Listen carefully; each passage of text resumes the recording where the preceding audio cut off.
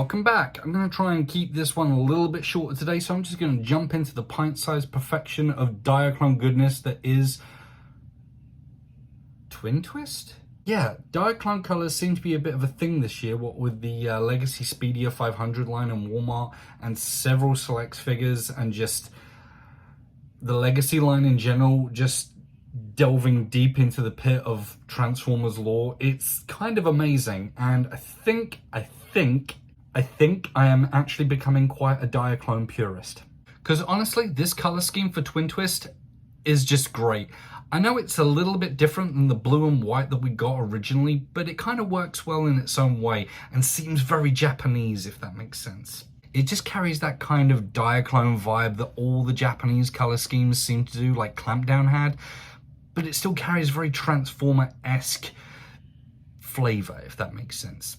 That is kind of helped by the fact the head is actually a Titan Master, as this is a reuse mold from Titan's Return. So it does carry that Transformers clout that kind of comes with these figures.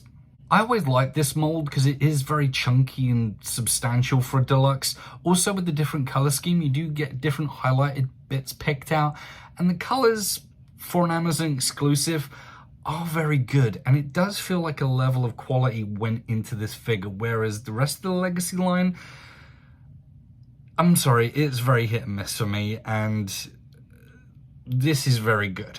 What else is really good is the artwork on the closed box, whereas I've said before, I don't mind a closed box on an online exclusive, so the box here really does bring the pain with all the Legacy paraphernalia on, and also really sweet product shots on the back. So the box does its job fairly well, and it is a nice shelf filler for something a bit of a decorative feel. And yeah, I'm going to be keeping this because I like this artwork. Now, you might have noticed that he doesn't exactly carry the Transformers brand logo. He carries the Wreckers logo, which was a UK origin team, I believe. Yeah. So in the collection of 5 box sets that there are, there's a gimmick where you can build a hammer that was part of the original guy who created the Wreckers or something hammer, where I'm going to be honest and be rather a bit of a upper class snob here, but if I want a hammer, thank you very much, I'm going to stick with Thor. It is basically, as by the numbers, build it yourself cardboard hammer, which is already kind of fraying on my side. And I'm not really going to seek out the other box sets unless I really want them. So this for me is just needless paraphernalia to put in the box and kind of a waste, really. Taking a closer look at the box, the artwork is really impressive. I do love the artwork that Legacy is giving us. Also with the universe of which figure is in the box or packaging that it comes from. The Legacy line and the Speedia 500 seem to be making full use of that, and I really do think it helps pin down for every individual figure where they're going to sit on your shelf. It also helps pin down for collectors which one they actually want to add to their collection. It's also got the inevitable character will get artwork in the corner of Whirl, I believe. So yeah, it kind of gives us a preview of things to come while also highlighting what's in the box and doing a damn good job while it's doing it. Moving on to Twin Twist himself now, he does carry his red plastic coated in silver paint dual wielding pistols that can connect at the top to make one pistol, but because the top side is quite open and not closed face, you do end up with a lot of hollow spacing on the top that one of the Titan Masters can sit in, so I think I'm going to keep him dual wielding for now. He's also got that Wreckers insignia logo right down on his stomach, and it kind of hides the fact, I mean, there was other places to put it, but really it's a little bit hidden, and because it's kind of glossy and shiny, the light doesn't catch it as well, so it's a thing you can easily walk by and miss unless you catch it in the right light. The knees obviously have the option of having in or out. I always have them in, but a lot of QC issues are plaguing toys right now, and his waist is one of them. You'll notice there was a click and the front is pulling forward. This, I think, is happening to a lot, as I've watched only a couple of reviews, and this seems to be a overall arcing issue with the figure. Obviously it snaps back into place pretty sweetly, but as soon as you start moving him again, he kind of wants to wriggle out, and it kind of ruins an overall great little figure, I think. So, 1 point down. Literally, from what I've seen, there is no remolding in this guy. It is just a brand new coat of paint and a new insignia. So the headmaster is pretty much exactly the same. So we'll put him to the side and get a look at the face, if I can focus. So, done in a dark blue, which I do like this dark blue that a lot of the Transformers figures have had recently, like Pipes comes to mind, and Silver Streak. So I do like that color choice. It's a very deep blue and works well, especially with this Twin Twist figure. But silver face paint, if I can get him to, no, I can't. The head sculpt, I think, is really good. He's got that kind of robot-esque chin, like a fake beard. The nose is very regal, the mouth is nicely picked out, the eyes shine in the right light with that really crisp light blue, and it complements well with the dark blue, I think. It's very Optimus Prime-esque in the way his helmet like staggers back and projects up. So yeah, this figure is as good as I think he was in Titans Return, just with a bit of a different color flavor, which really, a different color palette, you're not really gonna mind. I don't. So yeah, same mold, different color scheme. As I've said, the lighter highlights of the yellow and red in amongst the dark blue do help pick it out a little bit. It is quite dark, but again, that might be down to just my lighting. But let's get him transformed up and see how he looks in vehicle mode. Vehicle mode for me is a visual treat. It kind of breaks down all the gray and gets rid of it, tips it on the underside, or just folds it into the legs, or just gets rid of it completely. And what you're left with is just mainly a nice dark blue and red highlighted driller killer machine thing. And I, again, think these colors work a little bit better than the Titans Return version. That might, again, just be me, but obviously the headmaster, of which I don't think on the box they give him a name. If I missed that, I will probably put it at the bottom of the screen, but I like this design. It's very Thunderbirds-esque. It's very The Mole. And while these are solid and there's no boosters like there is on, oh, I've forgotten his name. Topspin. He is a very nice vehicle mode, and like with his original, there's still all the same detailing, just picked out in a darker color scheme, which doesn't do the mold justice, I think, even though I do prefer the color scheme, but it's give and take. You give it a better, darker, more rich color palette, but you lose kind of the detailing in the plastic. It's not changed, but it is, as I say, give and take. You have to either have a very nicely picked out, detailed figure, or a richer color scheme, and you kind of lose that in translation. But I could take or leave the molding. It's very standard for me. It works. I love the little vent ports that become the knees. It's a visual delight for me. It really does. And the Japanese color schemes, I hope they carry on producing the Diaclone colors, because at this rate, I may just have a Diaclone shelf and the Autobots may just all become Diaclone. That's how it may go. But yeah, he's a great little figure. So yeah, Twin Twist is a really nice little figure, and I think complements the Wreck and Roll collection. You know what that means? Bonus content! Yeah, I saw this guy online and I just couldn't pass him up. $25 plus postage and shipping. I had to. I'm sorry. I'm not sorry. Yes, ladies and gentlemen, UK comic book universe Impactor. Again, not with his original Autobot logo, but instead the rather spiffy and again shiny in certain lights Wrecker's logo. And as I didn't get this guy in box, I don't have his hammer piece. So again, it's something that it's superfluous to me and I don't really care about.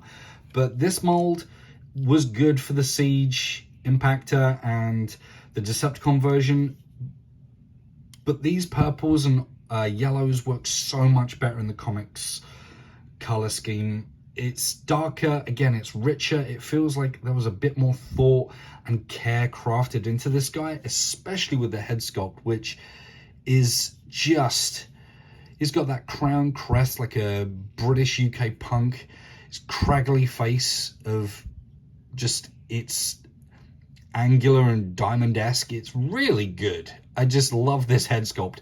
It does seem a bit tiny on his body, but it's a really great figure. It's just the Siege mold, again, with just the top half and the head reworked to fit that UK aesthetic, and there's a little bit of difference with the gun where you can pull this off, but unlike G-Axis, you can't fold this away really, so he's just kind of left with this big purple thing on his shoulder. Like, what was the point in having that taken off?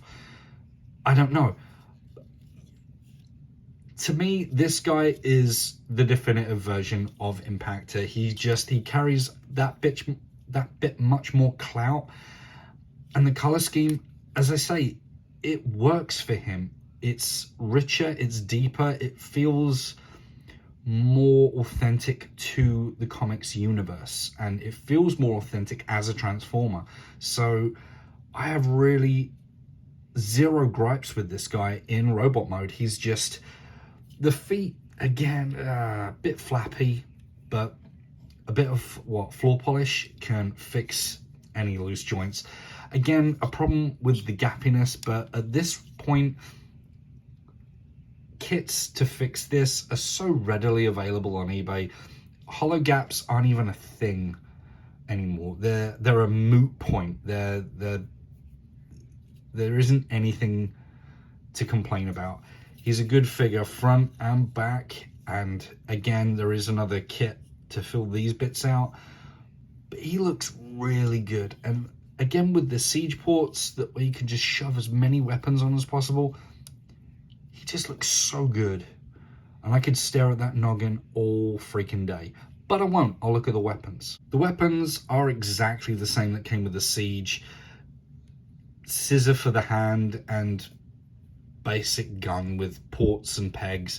So it's not really anything special, same as top spins or twin twist, sorry, weapons, but they painted this silver. At least, I mean, that's something.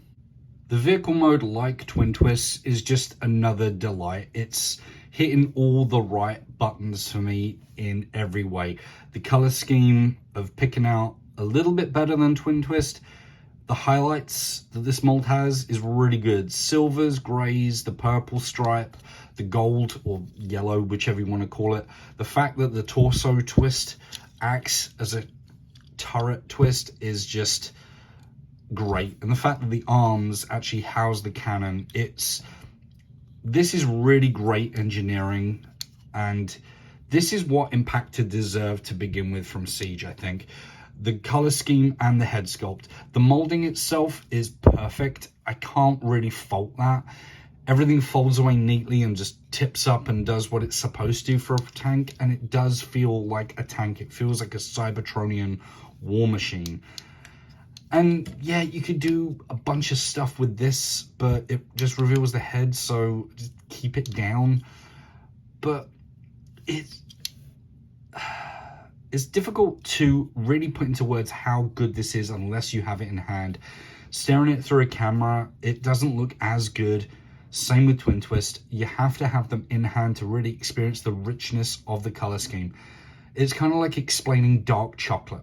You know, it tastes like chocolate. It's just got that element to it that's just a little bit finer. And the plastic, the molding, apart from the waste problem that Twin Twist has, Impactor doesn't really seem to have any of that. And for it just being one problem in two figures, if that was across the board how they are, then there really is no problem with the Wreck and Roll collection. Like, I could happily get most of these. I think Springer and Leadfoot, maybe not Bulkhead, as we just had a Legacy Bulkhead, and there'll probably be a sticker sheet to compensate for Bulkhead being in the Wreckers team, but if you want to complete that hammer, it's a must. And I can understand the appeal just from these two figures. Like, I'm missing 3, but I get it. I totally get it. If the other 3 are as good and as well done and crafted and reimagined and repainted as these 2, then there really isn't any problem with the Wreck and Roll collection in my book. It's a good, solid entry, an addition to the Legacy line. It matches, if not surpasses, Speedia from, I mean, we've had like 3 repaints announced for Wave 2, and it's just hot rod. And yeah, we're getting a Crasher and starting more G2, but these, for just being remolds or recolors, even not even that much was remolded, only on Impactor, it just feels like there was more care. And the Speedia line, it just literally, as it's a line for Walmart, feels like they're just repainting stuff to put it in boxes to get it on shelves to sell it. These, for being exclusives, feel like they were meant for collectors rather than just anyone on the street going into a store, seeing a Transformers figure and buying it for themselves or for a kid. So I've got no complaints with these guys whatsoever, and yeah, pick them up, find them. I think they're still on Amazon if they haven't already sold out. It's the Legacy line, as I've said, is hit and miss, and Skids and RC and Blitzwing especially, I didn't really feel that impressed by them. But these, for just being, again, retools and recolors, impressed me more than brand new molds. I mean, someone somewhere is doing something right. It's just they need to be doing it in the main bulk of the line rather than just the peripherals. So there. Now, I am by no means a Transformers aficionado. I don't know every name and every character and every book and every story and every possible piece of expanded media, but I know what I like, and the Wreck and Roll collection I do like. I grew up with the Wreckers, obviously from my earlier review with the UK comic book earlier on. I might link it if you want to watch. I don't know. So while I appreciate and respect the Diaclone color scheme, I do also appreciate and respect the UK Impactor mold. They just speak to me a whole lot more than the original Titans Return and Siege versions did. And if you can do that with just a simple remold and a head sculpt difference, then definitely doing something a-okay in my book. I'm going to need a long nap because Halloween is just around the corner, and I have the impression that something horrible is about to happen. Something very horrible.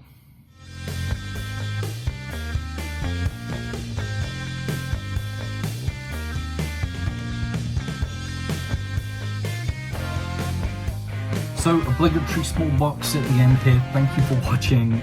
Thank you for liking if you've liked. Thank you for even making it to the end. Maybe subscribe if you want more toy content in the future. And I just had a blast shooting this video because I love those 2 figures. I really do. And it warms the heart. It really does.